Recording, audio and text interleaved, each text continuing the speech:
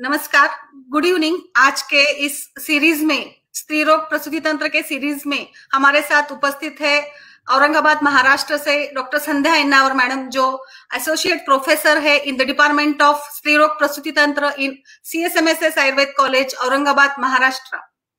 Madam कई सालों से इस विषय में अपना काम कर रही है, अपना योगदान दे रही है। करीब 26 years she is having an experience. She is dealing with PG teacher and PhD guide, also participated in various national, international seminars, conferences. So, very eminent personality today we have in this Ayush Darpan platform. I welcome Madam. And today's topic is Garbhini Paricharya, scientific review on diet regimen in Garbhini. So, I request Dr. Ennavar Madam to start the session. You can continue, Madam. Yeah. Good evening to all. गुरुर ब्रह्मा गुरुर विष्णु गुरुर्देवो महेश्वरा गुरु साक्षात परब्रह्म तस्मै श्री गुरवे नमः धन्वन्तरे नमः. First of all, I am very much thankful to the respected organizer of Ayush Darpan, Vaidya Naveen Chandra Joshi sir and Vaidya Shilpa Erme madam for giving an opportunity to deliver a lecture today on scientific review of monthly dietetic regimen in Garbhini according to the Ayurveda. Today, she gives me an immense pleasure. How she gives me an immense pleasure? Already, this staff gives opportunity to the students to reduce her lectures or to reduce her lectures.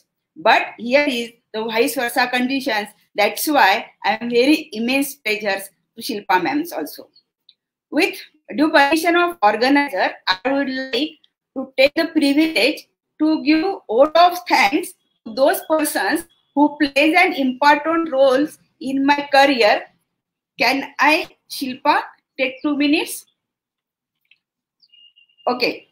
First of all, I would like to thank respected Secretary Dr. Mule sir and respected dignitaries of our CSMS Sanstha, Principal, AO, CCIM member, faculty, Ayurved faculty dean, Dr. Deshmukh sir, academic in charge and HOD, Dr. Deshmukh madam, and all department colleagues. Respected all present and past HODs and staff of respective departments. Due to the lack of time, I am unable to take the name of each personalities. Then, I would like to thank again the academic and hospital related all helping staff with whom I am working last since 26 years. The legendaries of my life, Dr. Bangale sir, Dr. Dharmadhikari sir, Dr. Katti sir, who encouraged me by giving all means. Since last 3 to 4 days, the phone calling personalities including passed out and current UG PG student, interns, practitioner, Ayurved Vaspit Parbhani, Dr. Chalushita Javade madam, who is an immense personality, introduced me by Dr. Lonikar ma'am and Dr. Ghotankar ma'am. Last one, Dr. Ajay Thote sir, who is the mastermind of computer, Dr. Ujjwala ma'am, Dr. Yogita Shrodriya ma'am, who helped me to prepare the PPT, which I am sharing to you earlier. Last but not least, my backbone, my Mr. Advocate Srinivas Talawar, my mother, father, all my family member, Maushi, my loving and caring son, Aradhya, and daughter, Shruti. Thanks to all. Now, I will proceed my lectures.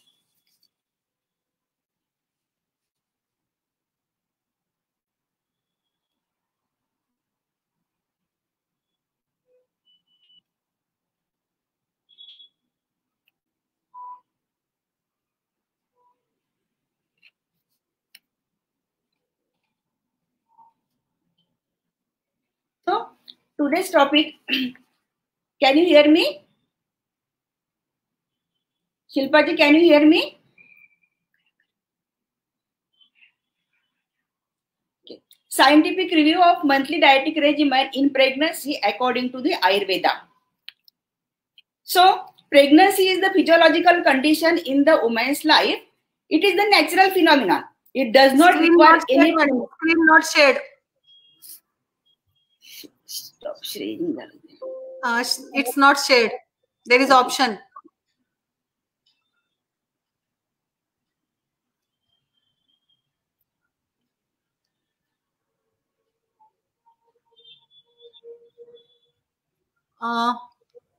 परत एकदा close करा आणि परत एकदा share करा. इथे दिसते खाली पण स्क्रीनवर दिसत नाहीये. Okay, just wait.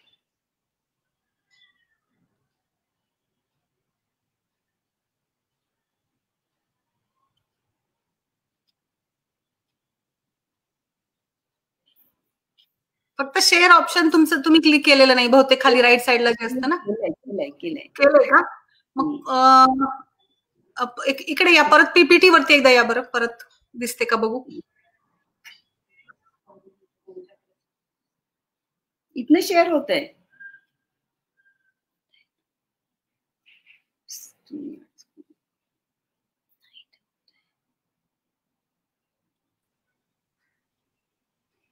दिसत नाहीये पण.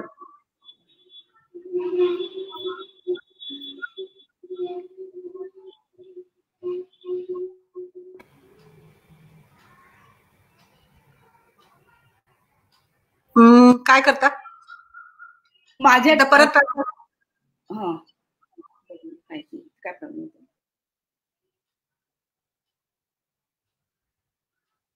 पीपीटीच्या टॅब वरती क्लिक कर बरं एकदा.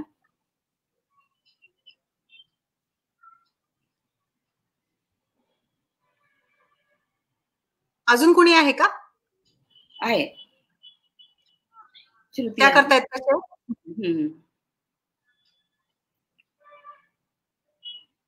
तुमच्याच ह्याच्यावरनं करताय ना?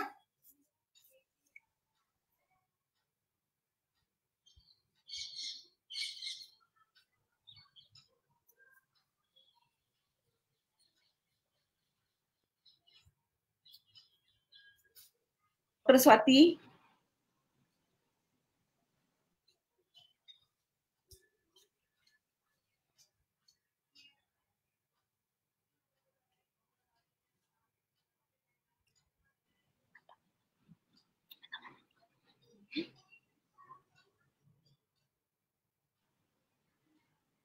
स्वाती एक्झिट होशील 2 मिनिटासाठी.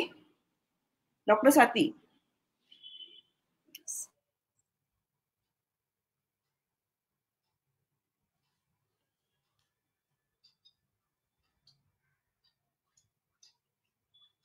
इकडे दिसतीये, फक्त शेअर होत नाहीये मॅडम. खाली दिसतीये तुमची.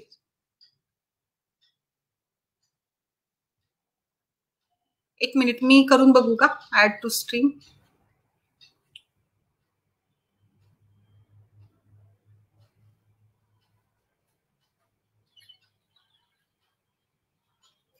करशील शिल्पा? हो, कंटिन्यू करता तसंच? नाही ना, करणार. काय करू दे? ऍड टू स्ट्रीम करा तुम्ही तिकडून. ऍड टू स्ट्रीम मी केलं, पण मग ते वेगळंच होतंय बघ, असं होतंय. करेक्ट आहे. This will work. ओके, पण तुझी स्क्रीन हे दिसत नाहीये ना मला. पण पीपीटी कुठे दिसते आता? दिसते ना आता. हा ठीक आहे. हो, पण मॅडमला बोलायला सांग आता. ओके. आणि फुल स्क्रीन कर. फुल स्क्रीन आहे. फुल स्क्रीन कर. ठीक आहे. हा ठीक आहे, आता बोलू दे. चालेल. ओके, चालेल. हो बोला madam. Okay. So again good evening to all. Sorry for due to technical problems.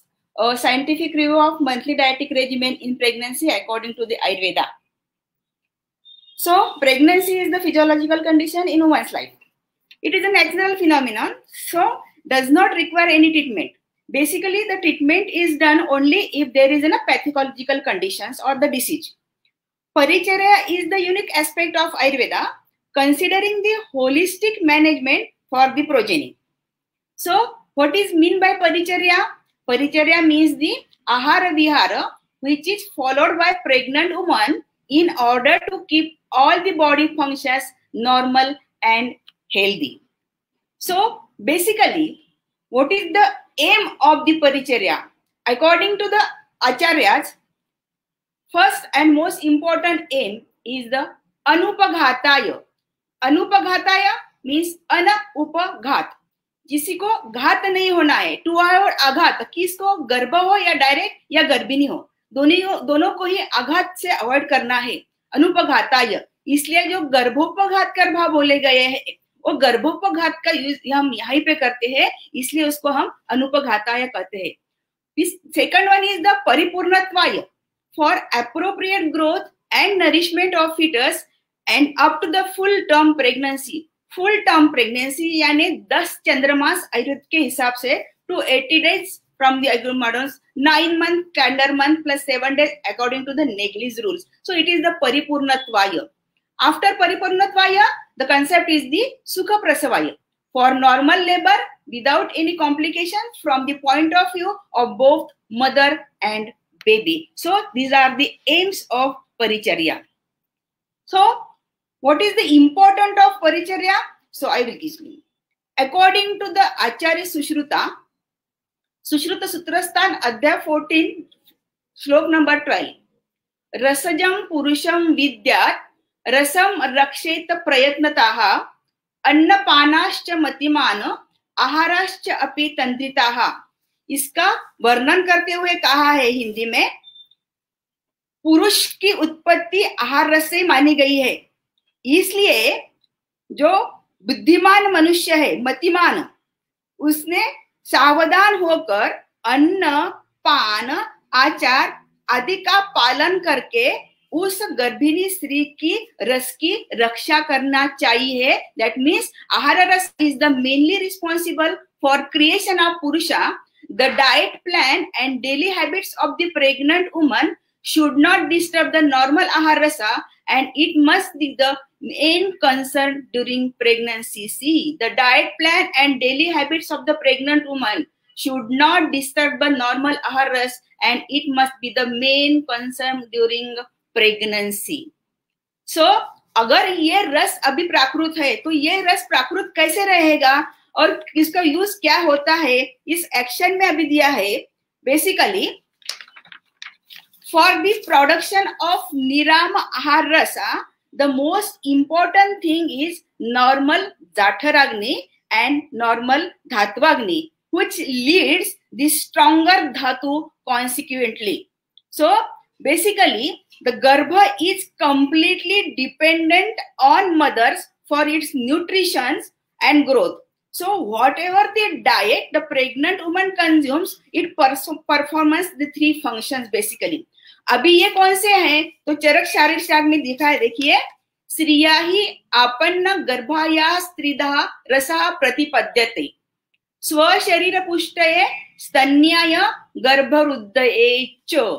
3 काम दिया है, एक स्व शरीर पुष्टि के लिए, दूसरे स्तनोत्पत्ति के लिए और तीसरा गर्भ के वृद्धि के लिए.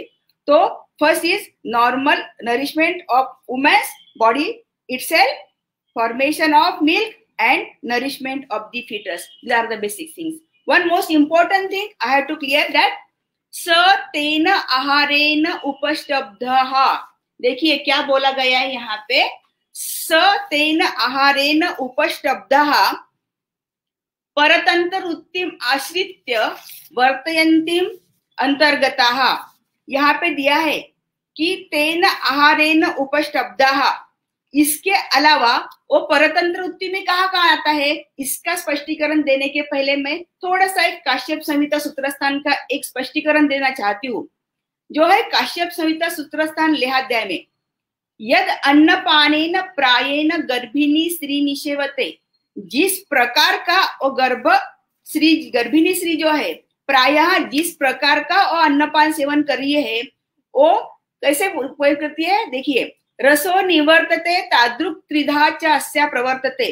जो गर्भिणी स्त्री प्रायः जिस प्रकार का अन्नपान सेवन कर रही है उससे वैसा ही रस बन रहा है, तथा वह रस 3 प्रकार के काम में आ रहा है. मातृपुष्टार्थम, अगेन उसका रस एक भाग माता यानी गर्भी के शरीर के पुष्टि के लिए, दूसरा भाग जो दिया है गर्भपुष्ट के लिए, और तीसरा भाग दिया है वो स्तन्य पुष्टि के लिए. अभी इसका मतलब उन्होंने दिया है उसके बाद का जो सेंटेंस है बहुत इंपॉर्टेंट माना गया है। देखिए, तादृक प्रकृतय तस्मात् गर्भात् प्रकृति ही देहिनाः वात पित्त कफस्तूनास्तिस्राः प्रकृतयश्च ताः। तादृक, तादृक यानी नारी जिस गर्भ की जिस अवधि से पुष्टि होती है वो प्रारंभ ही शुरू होता है। तो कौन सा दिया है? नारी के गर्भ की जिस विधि से पुष्टि होती है प्रारंभ ही मनुष्यों की उसी प्रकार की प्रकृतियां बन जाती है। और ये प्रकृतियां बेसिकली 3 प्रकार की बना दी है। एक है वात स्तूना, पित्त स्तूना और स्पेल्म स्तूना। स्तूना का मतलब है स्तंभ। एक इमारत अगर हम खड़ी कर रहे हैं तो उसका जो बेस रहता है, जिसका स्तंभ अगर स्ट्रांग रहा तो वो इमारत पूरे ढंग से चली जाएगी। उसी प्रकार से अगर इनकी प्रकृति में जो बना गया है, जिस ढंग का पोषण उसको मिल रहा है, उसी प्रकार की आगे उसकी जाति प्रकृति बनती है। और उसी से संस्कृत शारीर अध्याय 4 में और एक संदर्भ दिया है, शुक्रत शोणित संयोगे तो यो भवेत् कोट दोषाः प्रकृति ही जायते तेन। शुक्र शोणित संयोग के सामने और जो आहार रस ले रही है उस सामने जो दोष का अधिक्य रहेगा उसकी प्रकृति वहां पे बना देती है और उसके बदलना अत्यंत कठिन है। इसलिए है प्रकृति जो है ये स्वभाव है, यह स्वभाव ही यस्य अस्ति तस्य असो न प्रतिक्रमः। ये गर्भावस्था से प्रकृति का निर्माण होता है, उसे बदलना बिल्कुल ही कठिन है। इसलिए आयुर्वेद के सिद्धांत अनुसार वात पित्त कफ ये तीनों दोषों की जो साम्यावस्था रहेगी उस साम्यावस्था से ही उसकी प्रकृति बनेगी या प्राकृत गर्भ निर्माण हो जाएगा। हमें पता है कि चरक शुश्रूषान में हर एक प्रकृति सब नॉर्मल होती है क्या? नहीं है। प्रकृति 3 प्रकार की है या अलग अलग दोषों का अनुषंग होकर 7 प्रकार की प्रकृतियां भी बनाई गई है। तो व्यक्ति रूप से स्वस्थ जब माने जाते हैं जिसमें तीनों दोष समावस्था में विद्यमान होते हैं, समा अनुपात यानी उसका प्रोपोर्शन रहता है। इसलिए चरक सूत्रस्थान 9 में बोला गया है विकारो धातु वैषम्यम साम्यम प्रकृति उच्यते। विकारो धातु वैषम्य, इस धातु में दोष में विकृत होगा तो वहां पे विकार यानी व्याधि हो जाएंगे। अगर वो साम्य रहेगा तो वहां पे निर्व्याधिता रहेगी। इसलिए सुख सौज्ञकम आरोग्यम विकारो दुखम्य। वहां पे सुख कब मिलेगा? जहां पे सब नॉर्मल स्थिति में समवाय समान में रहेगा, प्रोपोर्शन में रहेगा। इसलिए और इसका बेस ही बोला है समदोषः समाग्निश्च समधातु मलक्रियाः प्रसन्न आत्मेन्द्रिय मना स्वस्थ इति।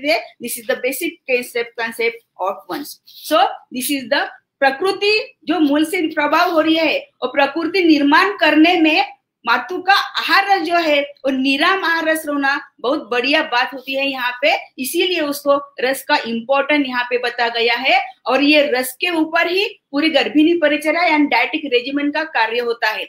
अब मैं थोड़ा सा ऊपर जाऊंगी, पीछे जाऊंगी।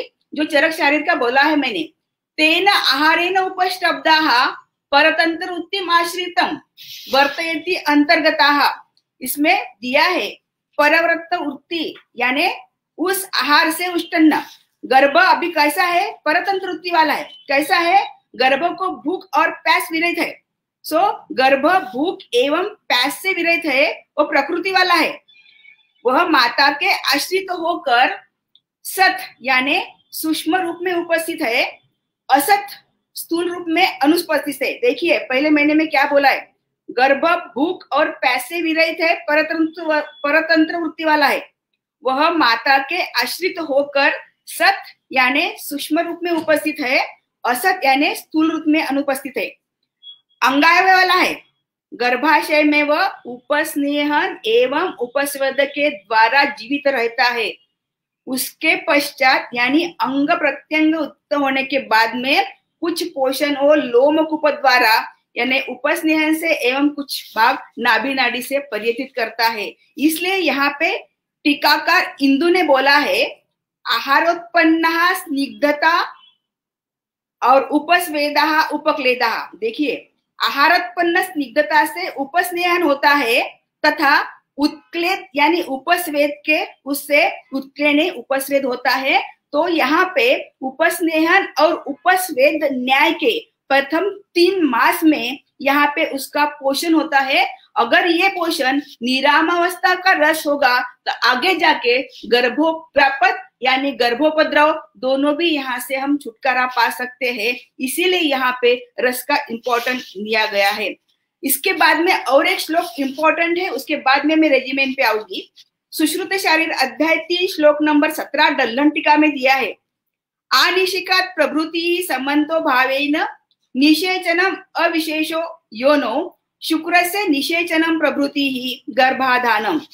अभी ये यहाँ पे दिया है आनिशिक काल।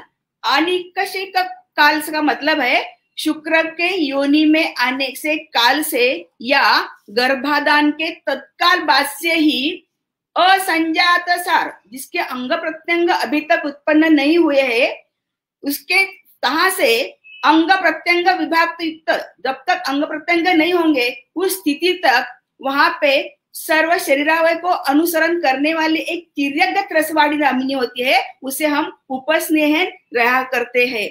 यही डिप्रेशन वहां पे दिया है। फिर उसके बाद में जो है गर्भनाभि नाड़ी की उत्पत्ति होती है, तो फिर अपरा और गर्भनाभि नाड़ी के साथ से केदारी और कुल्याण न्याय के हिसाब से गर्भ का पोषण होता है। इसलिए इंदु टीका का एक सेंटेंस कभी भी याद रखना है आपको, गर्भ एक कप कफ प्रदान होता है, अतः उसे स्निग्ध तत्वों की अधिक आवश्यकता होती है। Basically according to the Indu टीका, गर्भ इज डोमिनेटेड बाय कफा, स्निग्धता, unctuous substances, that means the स्निग्ध तत्व की उसको आवश्यकता होती है। So according to the Indu टीका, fetus is dominated by kapha naturally and it would need more unctuous substances to replenish this kapha. In other words, there is the simple osmosis can't serve the purpose.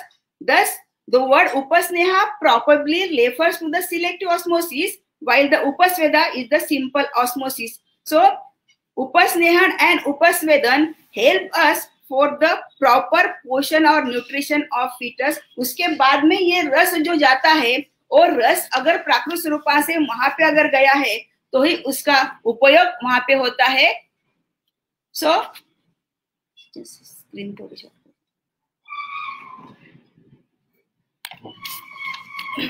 So already I have given the description. So for the production of Nira Maharasa, the most important thing is the normal Jataragni and Dhattvagni.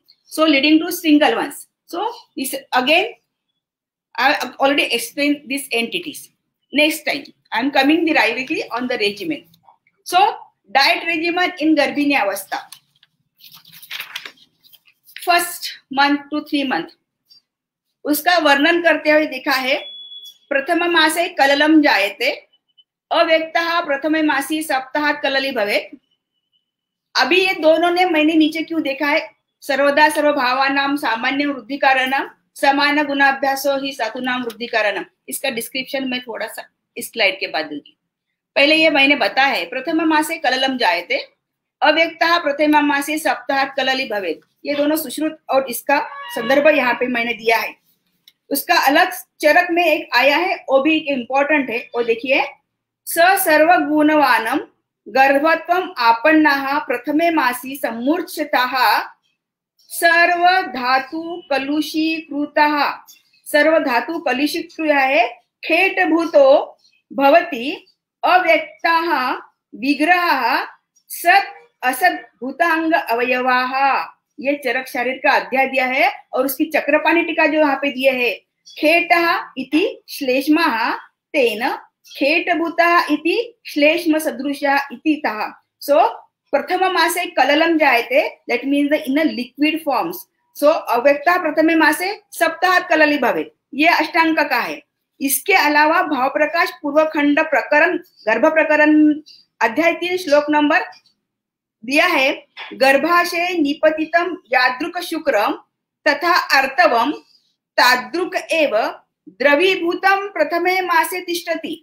गर्भ का जो प्रकरण दिया है वो द्रवीभूत होता है। अभी ये द्रवीभूत होने के बाद में क्या होता है, इसका वर्णन यहाँ पे दिया है।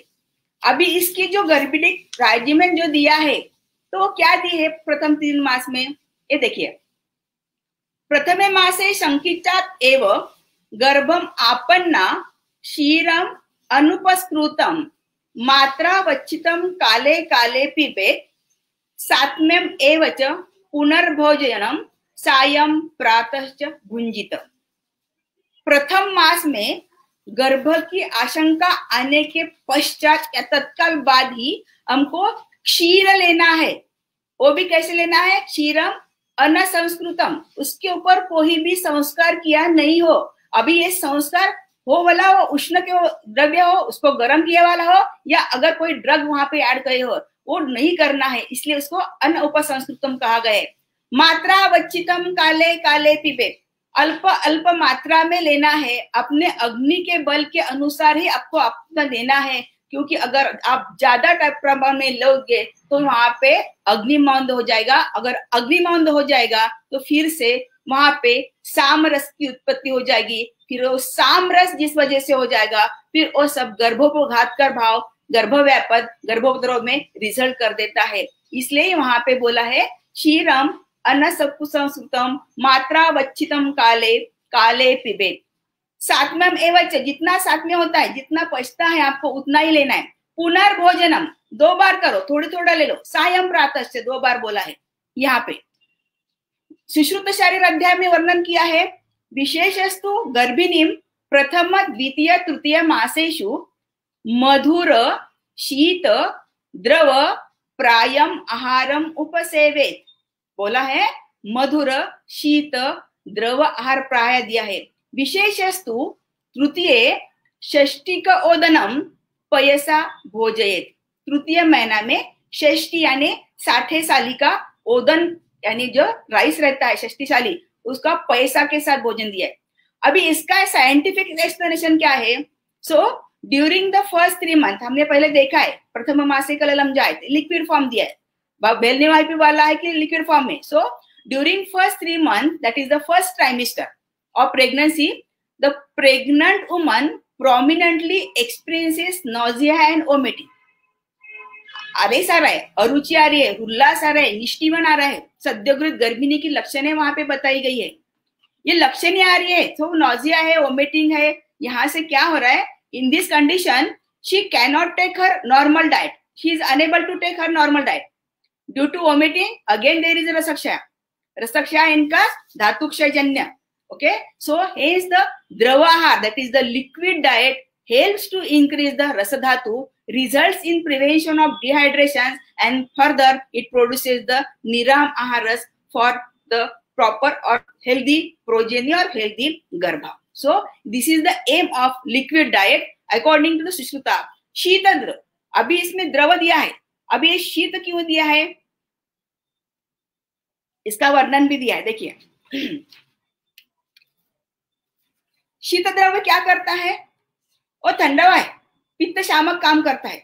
इसलिए जो नोजिया वोमिटिंग हो रहे, जब पित्त का थोड़ा सा उद्रेक हो रहा है, वो पित्त को संभाल रहा है या स्तंभित कर रहा है। सो ये यहाँ पे वर्णन दिया है। अभी मैं इसके साथ में एक एक दूल्हा, पहले बार एक यहाँ पे दिया है कि चरक के यहाँ पे क्षीरम अनस उपसंस्कृतम, जहाँ पे क्षीर पे कुछ भी संस्कार किया नहीं है, मीन्स ओनली गो दुग्ध।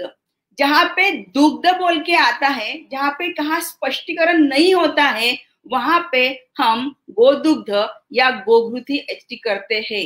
गव्ये श्रेष्ठे घृतम एवं गो में हमको घृत और दुग्ध, ये दोनों ही इंपॉर्टेंट बातें यहाँ पे बताई गई है। गो दुग्ध ही क्यों?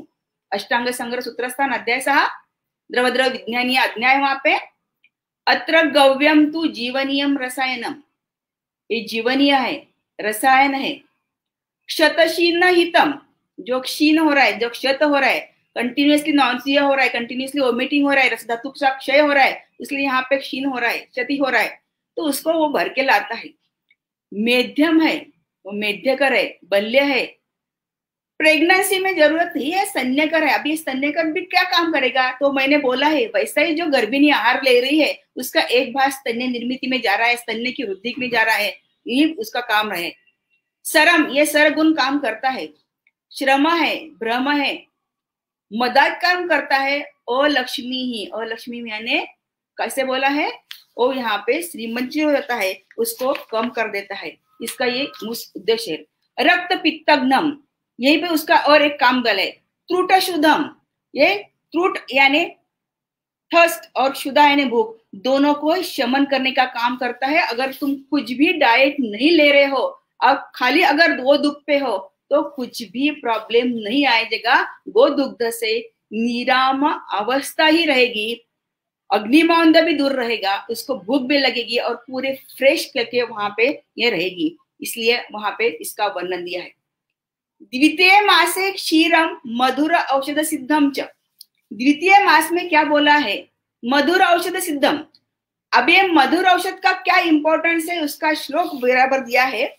उसका श्लोक है चरक सूत्रस्थान अध्याय 26:43। मैं श्लोक खाली यहाँ पे गुनगुनाऊंगी, यहाँ पे लिखनी हो जाएगा।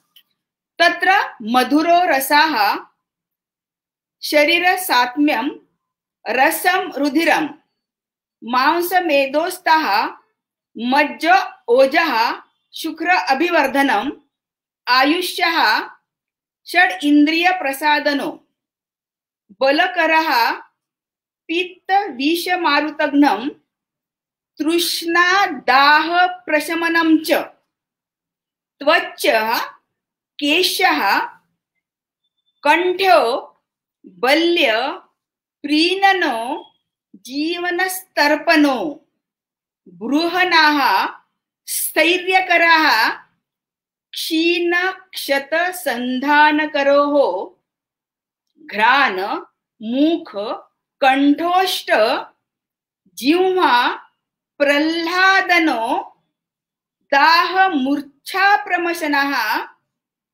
षट् पिपीलानि कनिमिष्टितं स्निग्धः शीतो अल्प गुरुश्च। So madhura rasa has the snigdha property, शीत property, गुरु कफ वर्धका। अभी कफ वर्धका दिया है, इंदु टीका का बोला है गर्भा कफ संभवात का, वैसे वहां पे कफ संभव दिया है, संदिग्धता वहां पे दिया है। वात पित्त शामक है, तो पित्त को भी कम कर रहा है, वात को भी शामक कर रहा है, इसलिए अरुचि सर्दी स्टीवन ये लक्षण भी यहाँ पे कम कर रहा है। मधुर रसा will coat entire oral cavity, वो पूरे ओरल कैविटी कोट करता है, which is in a sweet taste, feeling of generalised well beingness, वो पेशेंट को फील अच्छा होता है, मतलब जो अच्छा फील कर रहा है। Pleasures and strength of the body organs, body organ भी वो स्ट्रेंथ कर रहा है। So this property help to maintain the proper condition of गर्भिणी एंड गर्भा both. As the fetus is dominated by kapha, naturally it would need the more anxious substances to replenish this kapha, and madhura rasa does this. So this is the karya of madhura rasa according to the Ayurveda. According to the modern, it is claimed that, देखिए अब modern हमको बोलते हैं ये हमारे पास क्या काम करेगा, ये कैसा काम करेगा, तो इसका व्यू भी मैंने क्लियर करने का प्रयास किया है, यानी मैं वो हिसाब से उनको क्लियर कर देती हूँ।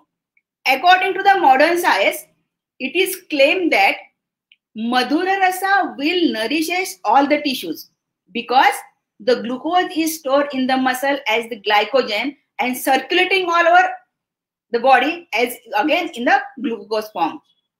The glucose stored in the blood cerebral cortex contains maximum quantity of glucose. So its depletion, so glucose depletion result in the death during hypoglycemic attacks.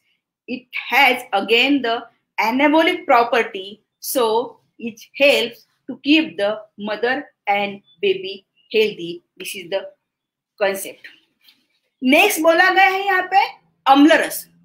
अब अम्ल रस का वर्णन करते हुए यहाँ पे बोला गया है, अम्ल रसो भक्तम रोचयति अग्निम दीपयति देहम ब्रूयति ऊर्जयति मनोबोधयति वातम अनुलोमयति हृदयम तर्पयति आस्यम अस्रावयति भुक्तम अपकर्षयति, क्लेदयति, जरयति, प्रीणयति, लघुर उष्णः स्निग्धश्च।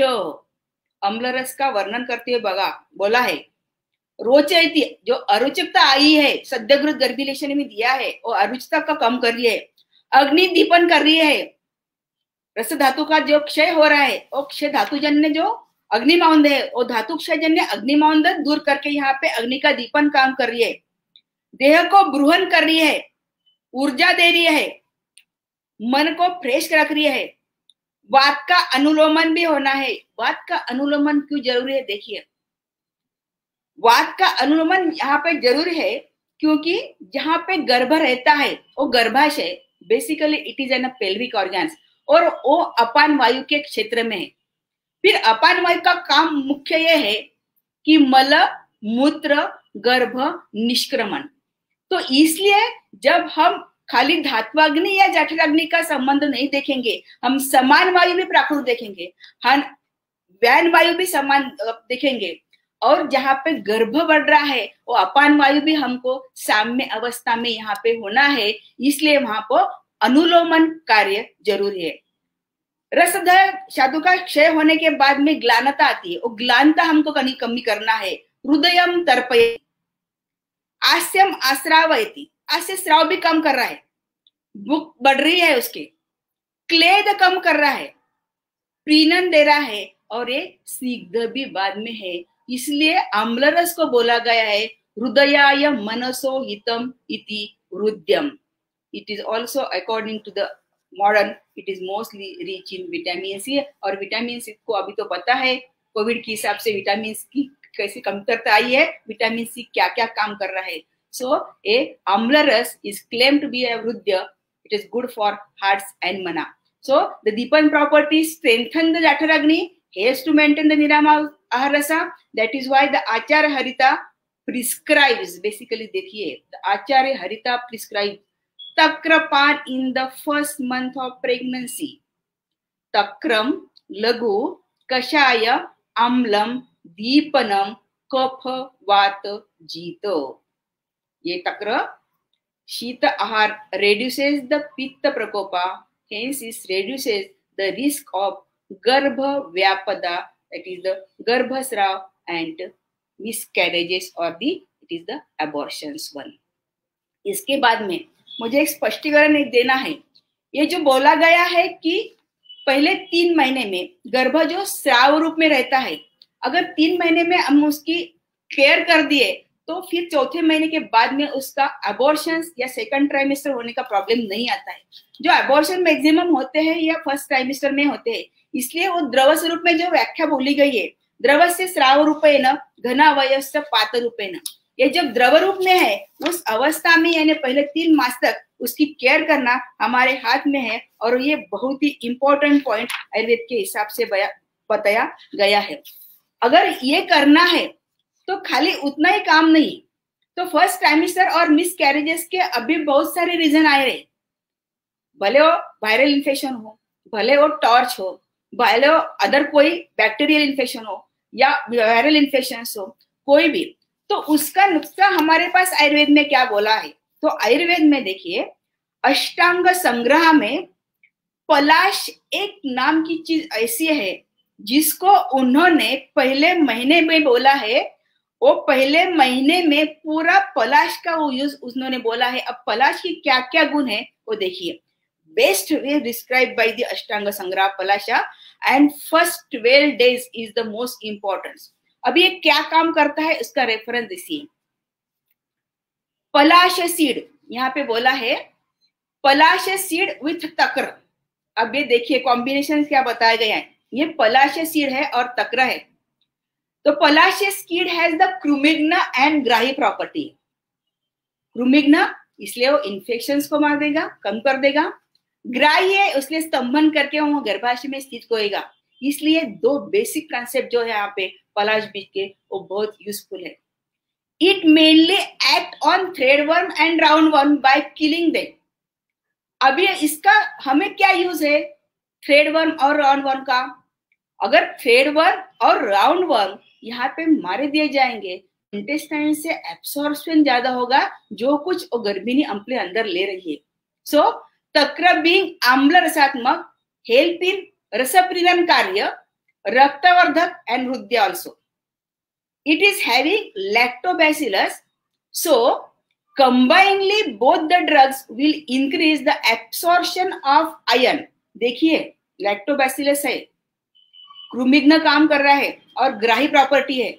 So combinedly both the drugs will increases the absorption of iron and nutrients which help to prevent the गर्भव्यापदास and गर्भोपद्रवास. And is गर्भव्यापदा मैंने बोला है मिसकैरेजेस, गर्भस्राव.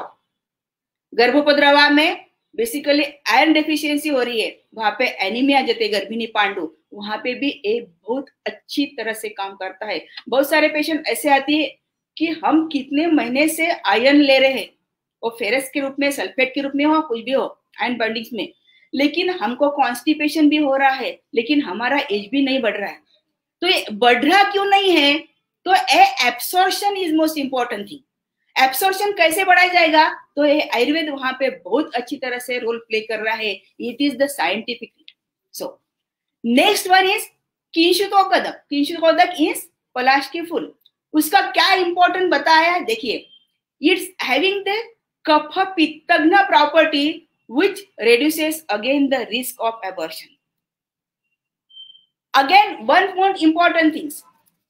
पलाश पत्र पेस्ट, इसका रिसर्च हुआ है, इसका एक रिसर्च पेपर मेरे हाथ में आया था कि ये पत्र पेस्ट क्यों कर रहे हैं. सो अकॉर्डिंग टू द आचार्य सुश्रुता ने यहाँ पे दिया है पलाश पत्र पेस्ट का. इट इज अ कफ पित्त प्रशमन, प्रमेह नाशक. So basically useful in the gestational diabetes as well as due to its grahi guna, it actually works on प्लीहोदरा. ये प्लीहोदरा का रिसर्च पेपर पब्लिश हुआ है और इस हिसाब से एक रिसर्च अभी इसके ऊपर चालू है. So it also prevents the polyhydramniotic condition in pregnancy. एक रिसर्च पेपर मेरे हाथ में आया था. तो ये क्यों एक्ट कर रहा है? तो ये भी श्वसन के कार्य से यहाँ पे पुश करके ये काम करता है. उसके बाद में दिया है पलाश घृत. Again, this first 12 days along with gold water and silver boil in the water. Gold and silver दोनों ही दिया है वहां पे. पलाश घृत दिया है. Gold and silver having properties of reducing वात पित्त, क्रूमिघ्न, रसायन, मेध्य, स्मृतिप्रद, बल्य, विहारः, ओजोवर्धक प्रॉपर्टी. सब ओज तक वहां का पोषण ही इस पलाश से हो रहा है. This is the again the basic concept which has been released by Ashtanga Sangraha. According to the Kashyapa, in first 3 months, the means, that is the indriyas, have subtle manifestations and the mind has more manifestations. So the fetus twice achieves consciousness and feel pain. So the above dietetic regimen is very useful in mother and fetus basically. उसके बाद में मधुर drug में basically हम जो prescribe करते हैं वो है यष्टि मधु. यष्टि मधु की प्रॉपर्टी भी देखिए कैसी है. ड्यू टू इट्स मधुर रसा एंड विपाका, शीतवीर्य, बृहन, पित्त शामक property, it helps to prevent the nausea and vomiting and nourishes the fetus. It contains glyceric acid which having anti-inflammatory activity and the diacetate. It is the word is diacetate, not R. It is the diacetate. It is the chemical process having action that of hydrocortisone. So Yashti Madhu Siddha Dugdha again plays an important role in the first trimesters. Next and most important, again, it is the honey. It is the Madhur, Indrasa, Kafahara, Yogavahi. This is the most important thing. This is the most important property of honey. Yogavahi. What is Yogavahi? It is the catalyst action or drug which accelerated the action of other drug with which it resides without giving out its originality. That is the Yogavahi, and honey is the Sarvotkrishta Yogavahi described in Ashtanga Sangraha or in Acharyas. Sukshma properties follow again its it. The Sukshma enables to penetrate into the minute capillaries of the body. ये हनी की सूक्ष्म property बताई गई है. Sukshma enables to penetrate into minute capillaries of the body, srotasas, by increasing osmotic permeability. It is contains sugar which is rapidly absorbed by digestive system and converted into energy, so it is an instant energizer. अब देखिए patient से OPD में उसको चक्कर आ रहा है, हमारे पास अगर प्रॉपरली हनी है तो हम हनी उसमें मिक्स करके दीजिए ना, ग्लूकोज पाउडर दीजिए, हनी डाल दीजिए. Honey is the instant energiser. It speeds up growth of healing tissues. ये हीलिंग टिश्यू भी कर रहा है, टिश्यू का हीलिंग कर रहा है. अभी हीलिंग क्या करता है? Usefully implanted bleeding. When the fertilized ovum is implanted in the uterine cavity, that is the stratum compactum layer. Sometimes this entry run out closed by immunological disorders. So some patients complain that they are having this spotting through amenorrhea. And since this spotting may result into antepartum or remarriage. So here is the entry should be healed by these honey motifs. Next one, it has the antibacterial property to prevent the various infections like the torch. This is the most cause nowadays for first trimester abortions. So it again acts as the infection preventive drugs. Next one, honey is a good antioxidant which restores the damaged skin and gives this soft and young look.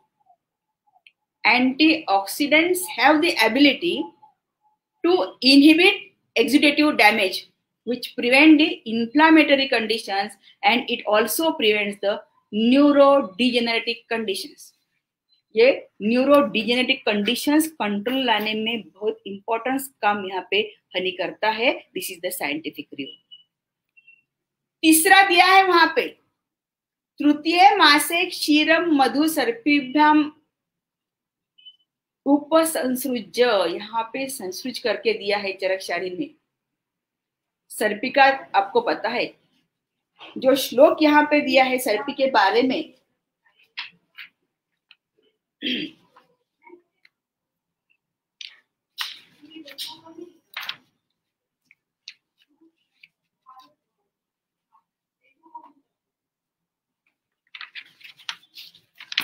सर्पी he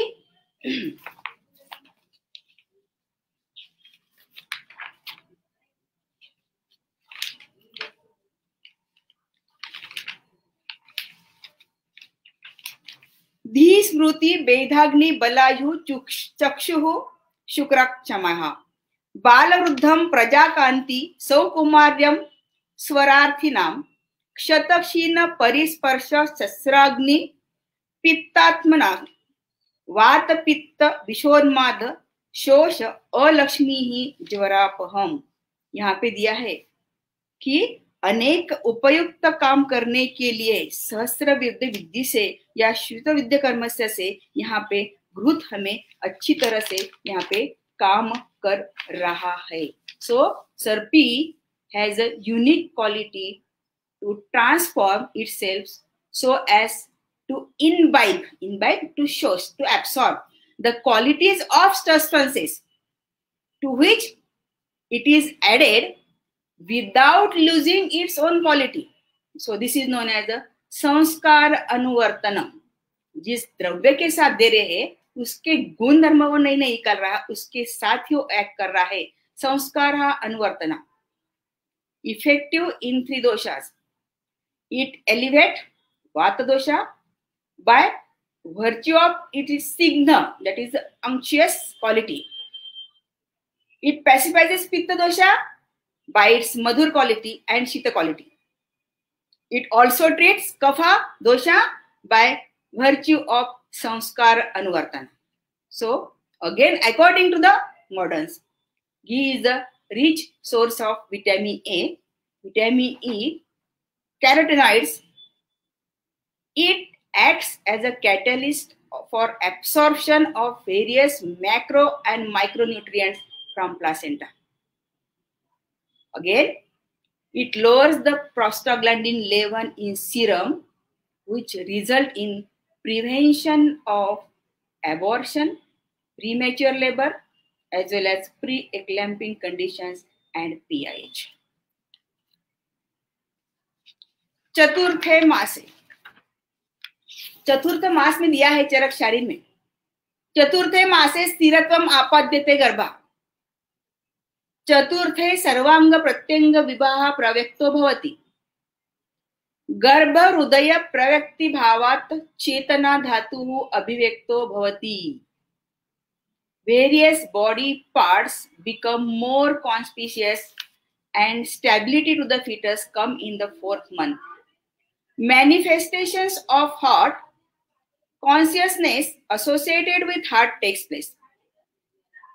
So, due to the stability of fetus in woman, the woman feels more heaviness in the body. So, अभी वहां पे दिया है चतुर्थे मासी स्थिरत्वम आपाद्यते गर्भः तस्मात् तदा गर्भिणी गुरु गात्रत्वम अधिकम आपद्यते विशेषेण। यहाँ पे दिया है stability of foetus, woman feels more heaviness in the body, and at this condition Shali Shashti, curds and Navli plays an important role. So curds contains lactic acid. Lactic acid is essential for the brain development and it also prevents the fetal acidosis condition. शाली षष्ठी का वर्णन दिया है। शाली षष्ठी स्निग्धो ग्राही लघु स्वादी त्रिदोषघ्नाः स्थिरो हिमाः षष्टिको ब्रीहिषु श्रेष्ठ गौरवस् आसित गौरवः। स्निग्ध है, ग्राही है, वहां पे लघु है, उसके बाद में उसका स्वादु है, मधुर रस। त्रिदोषघ्न है, वहां पे वो स्थिरता का काम कर रही है। शीत है, षष्टि को 60 दिन में तैयार हो रही है, इसलिए वो लघुता प्रकट रही है वहां पे। इसलिए उसका वर्णन जो दिया है basically is again the important in the 4th month of pregnancy. इसका स्पष्टीकरण में और एक दिया है ब्रीही वर्णन दिया है कि वर्षा ऋतु में, ब्रीही यानी वर्षा ऋतु में जो पकने वाले चावल है उसको हम साफ करके थोड़ा सा साफ, पूरा साफ नहीं करने वाले, इतना भी श्वेत नहीं करने वाले, इसलिए ब्रीही बोला है। वर्षा ऋतु में पकने वाला है, वो तैयार होने वाला है। और साथे साली यानी षष्टिक बोला है, वो 60 दिन में पकने वाली है। ये पूर्णों ही स्निग्ध है, ग्राही है, लघु है, मधुर है और त्रिदोषघ्न है, और इसीलिए वो ग्राही गुण से गर्भ को चतुर्थ महीने से स्थिरत्व लाने के लिए बहुत इंपॉर्टेंट काम करती है। स्थिरत्वम आपाद्यते गर्भः, ये स्थिरता ये और इसमें आती है। उसके बाद में लाजा मंडक का वर्णन दिया है। लाजा त्रुट छर्द्य अतिसार मेह मेदः कफाश्चेदा कास पित्त उपशमनाम दीपन लघवाः हितः। दीपन है, लघु है, वही सेम प्रॉपर्टीज लाजा की भी है, जो यहाँ पे छर्दी निकाल के रस धातु का अभिपोषण अच्छे तरह से फिर से करके गर्भ को स्थिरता ला रहा है। इसके बाद में जो वर्णन दिया है यहाँ पे वो है नवनीत का। नवनीत शीतम स्वादुः कषाय अम्लम नवनीतम नवनोद्धृतम। कषायो रसः संशयमनः संग्राही संधानकर पीडनो पोषणारोपणः स्तंभनः श्लेष्म रक्त पित्त प्रशमनाः शरीरस्य क्लेदस्य उपयुक्ताः, शरीर को क्लेद से निकाल दे रहा है। रुक्षः शीतः लघुश्च, ये प्रॉपर्टी दिए है।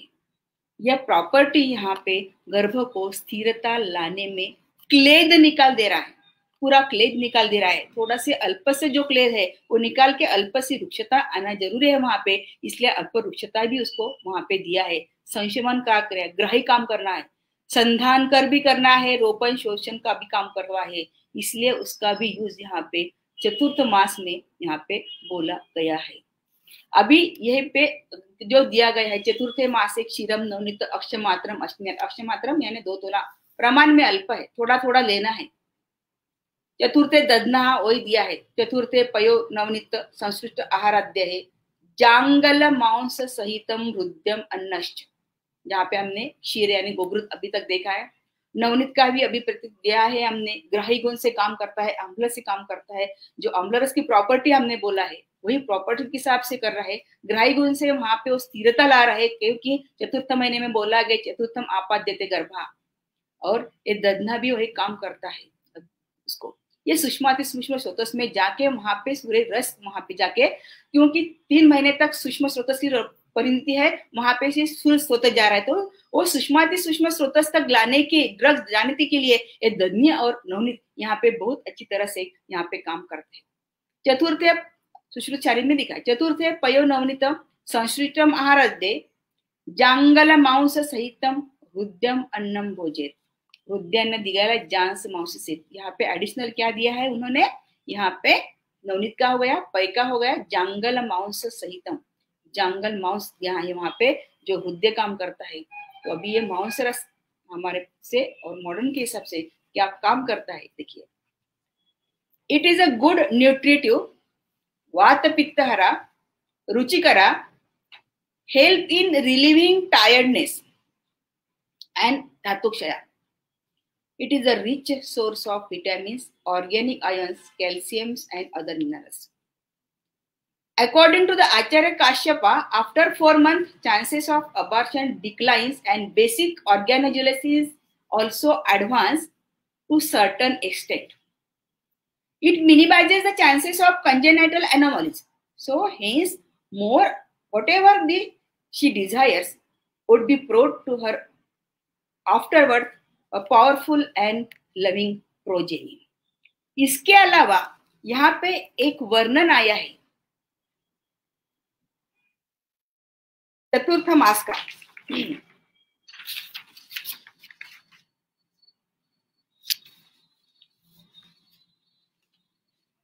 चरक शारीर अध्याय 4 श्लोक नंबर 15 में एक बोला गया है, तस्मात् इति सुख दुख संबंधात सुखोत्पादनार्थम दुख परिहारार्थम च स्पंदते चलति गर्भ दुख निवारणार्थ एवं सुख प्राप्ति के लिए स्पंदन करता है। जो स्पंदन करता है तो यहाँ पे उसको गर्भिणी को दौरुदिनी नाम से संबोधा जाता है। सो due to manifestation of fetus heart in 4th month according to Ayurveda, it possesses 2 hearts. So the mother is called Daurudini. Hence, the totally गर्भ is परित्य, वो परावलंबी है, इसलिए the fetus indicates it desires in the sense objects. If these desires are ignored, this again most important, if these desires are ignored, the lady who delivers the fetus with various congenital anomalies, that is the गर्भ विकृति। ये यहाँ पे कौन से बोले हैं, कुब्ज, कुणी यानी डिफॉर्म्ड हैंड्स, खंज डिफॉर्म्ड लेग्स, जड़ मेंटली रिटार्डेड, वामना छोटाकृति एबनॉर्मिटी इन आईज। तो हम ये दौरुदिनी के जो कुछ डिजायर्स है, हम कुछ साथ में तक या कुछ लेवल तक हम उसको परिपूर्ण करना है। हर एक दौर होने के बाद में कंजेनिटल एनोमली नहीं होंगी ये नहीं, लेकिन कुछ टाइप्स में उसमें कम हम ला सकते हैं। अभी मॉडर्न में हम उसको लॉन्गिंग्स बोलते हैं और शॉर बाथी। ओके, तो ये तो अभी प्रथा चली रही है। सो इसलिए गर्भ जिस काल में अपने इंद्रिय की अभिव्यक्ति होती है गर्भ में, उसी समय में उसमें मन की वेदना यानी सुख दुख शुरू होते हैं, यानी उसका सुख दुख का संबंध आता है।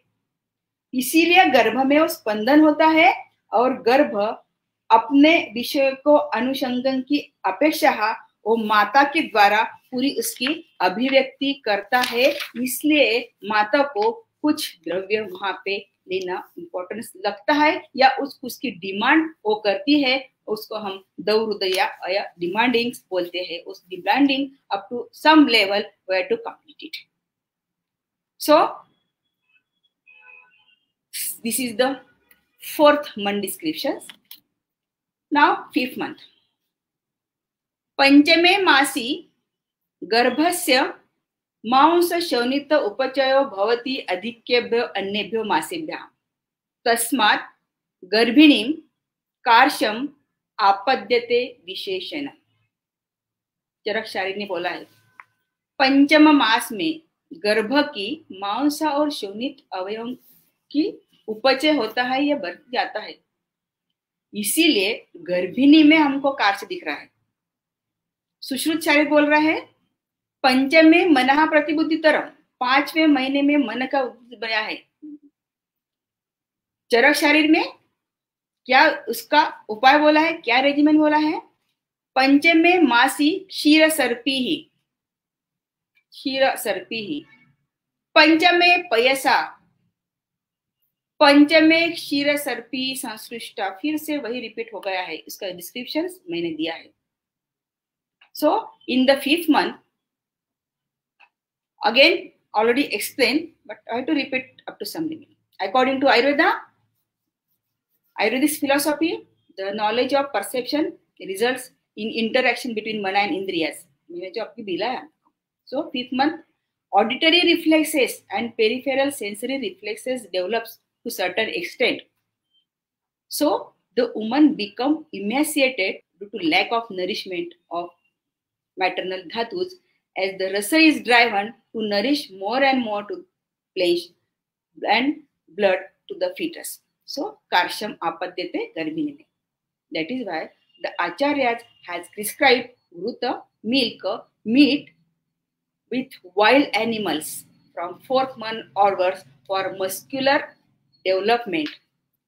So this mouse ras mostly contains sufficiently proteins and it's supplied by the meat. So meat is again meat is the mouse dhatu. षष्ठे मासे ही गर्भस्य बलवर्णोपचयो भवति अधिक्येभ्यो मासेभ्यः तस्मात् गर्भिणीं वर्णहानि अपद्यते विशेषण। 6ठे मास में गर्भ का बल वर्ण का उपचय हो रहा है, इसीलिए गर्भिणी का बल वर्ण की हानि हो रही, इसलिए यह वर्णन किया है, यह चरक का है। सुश्रुतचार्य में बोला गया है षष्ठे बुद्धि, अष्टांग संग्रह में बोला गया है षष्ठे केश रोम नखास्ति स्नायवादि अभिव्यक्तानि बल वर्णोपचयश्च। फिर रेजिमेंट क्या बोला गया है?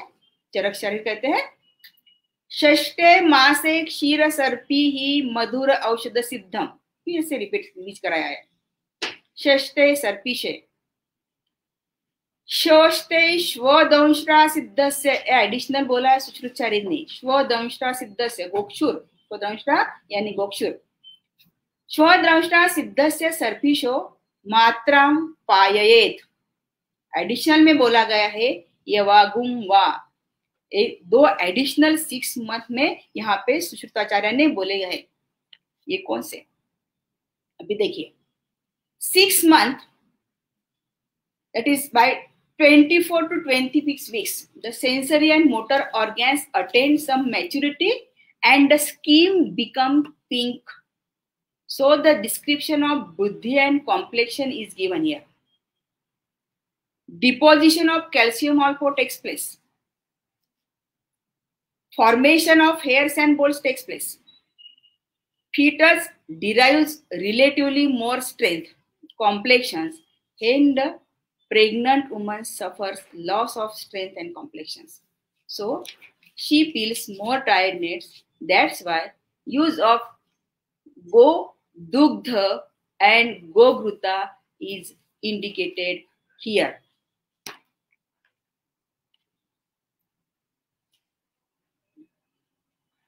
In 6 months, Kleda Nirmiti takes place.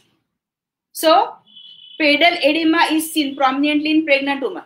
That's why Ghruta medicated with Gokshura is given to pregnant women and it has the Kledagna Mutral Shothagna property. According to the modern science, steroidal saponin, the contents in this Gokshura, has good diuretic property and is proved to have the best nephroprotective activity as that of gentamicin. It also prevents the detention of water, reduces albuminuria. As it is having the vasodilator property again, it prevents the PIH, IUGR, premature labor, DM, infection.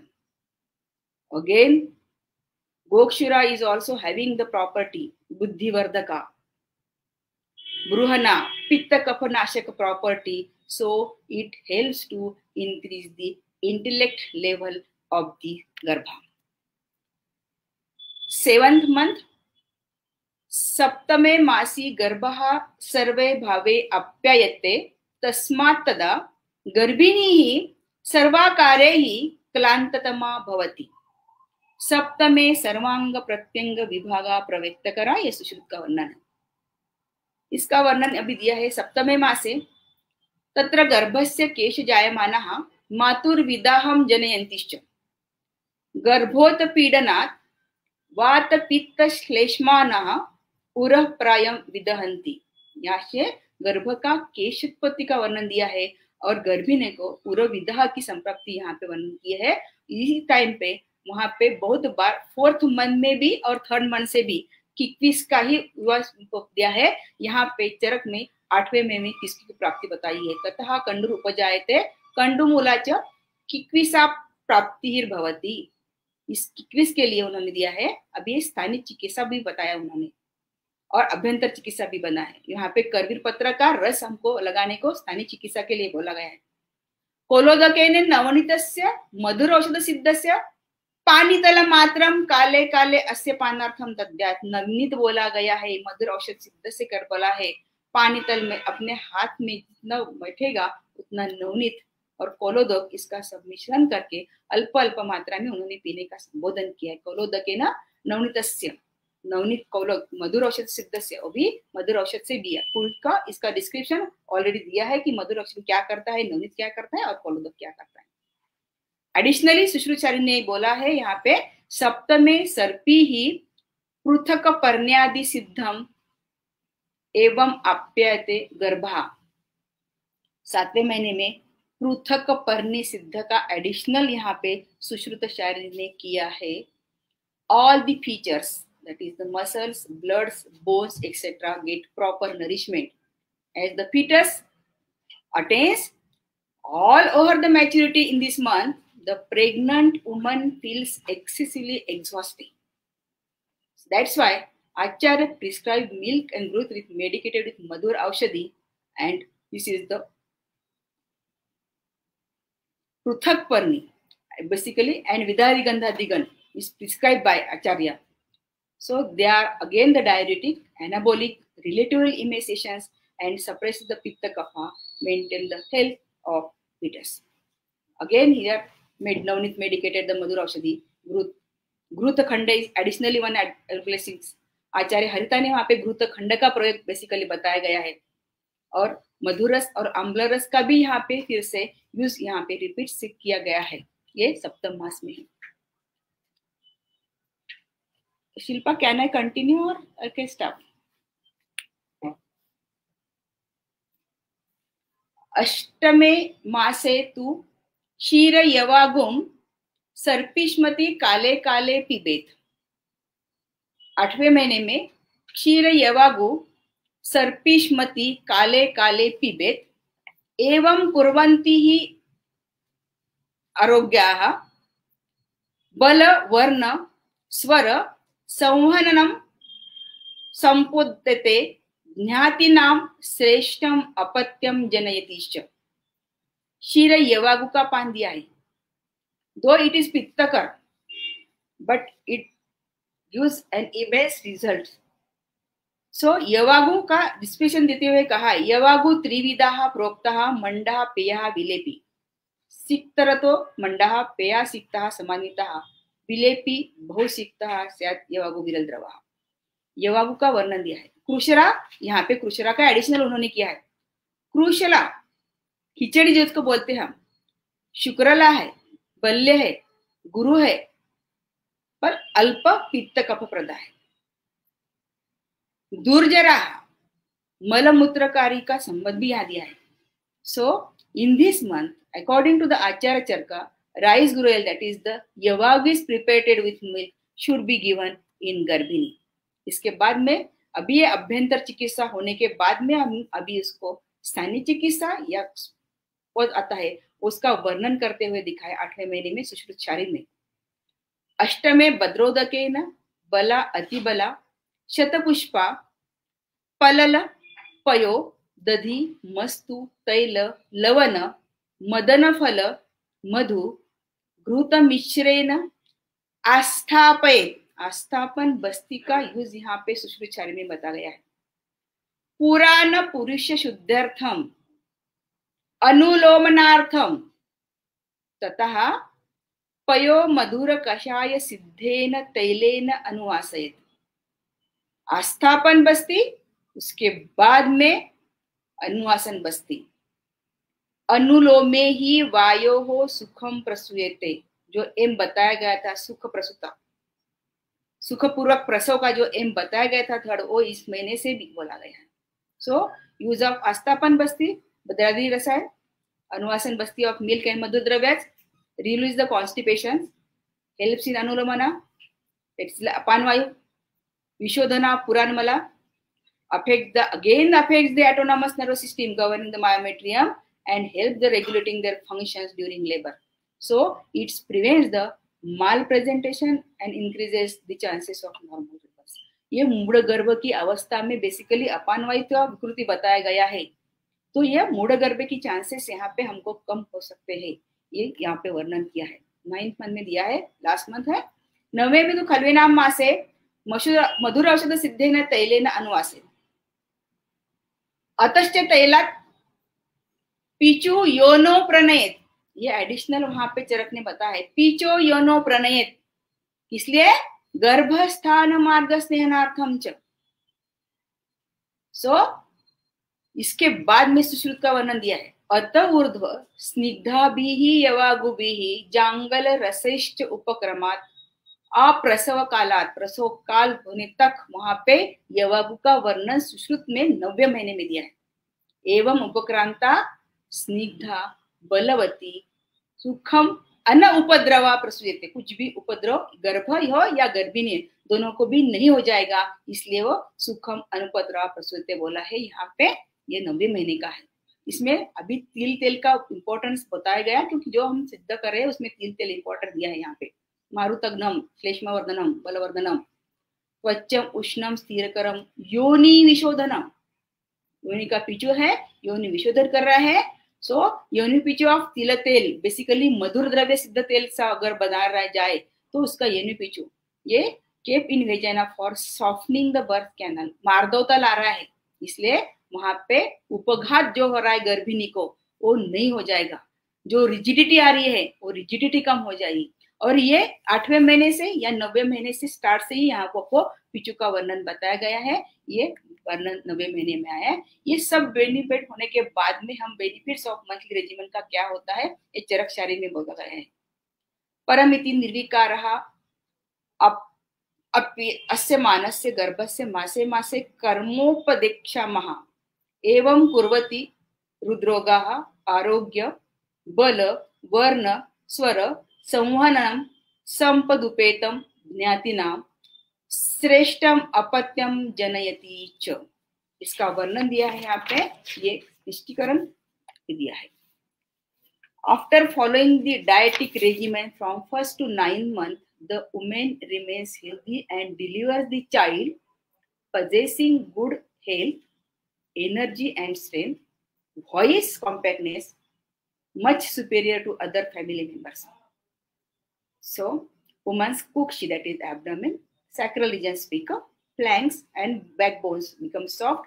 Upon Vayu moves into its right path, feces, urine and placenta are excreted in the proper timing. So Garbhasanga, Aparasanga should be avoided.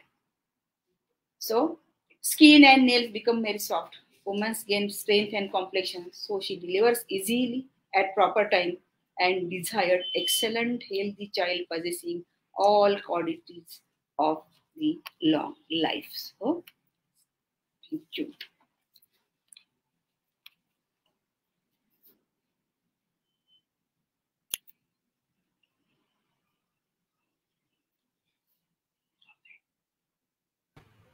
Thank you very much, madam. Very well explained. It's really a very informative session, and it's very nice to hear you after long years. So thank you very much for your wonderful session. We will have some questions. Okay. Dr. Nimisha Gupta is asking about the honey with Yeshimodhi. In which dose can be given for nausea? Okay. 1 teaspoon of honey directly mixed in the 10 to or 20 ml water is directly takes. It reduces the nausea and vomiting. यष्टि मधु को हम direct नहीं ले सकते, बहुत बार यष्टि मधु वामक भी काम करता है, इसलिए यष्टि मधु को हम सिद्ध दूध में ले लिए, तो सिद्ध दूध में उसमें वामकता थोड़ी सी कम हो जाती है, इसीलिए हनी हम 5 ग्राम या 10 ग्राम तक ले सकते हैं। उसको थोड़ा करके ले सकते हैं सर दिन में, उसमें कुछ प्रॉब्लम नहीं है। लेकिन यष्टि मधु को हम 2 बार ले सकते हैं, सुबह में और शाम में, 20 to 40 ml according to the capacity of its एग्नि।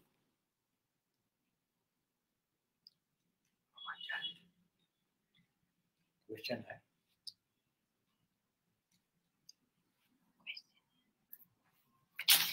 Throat infection.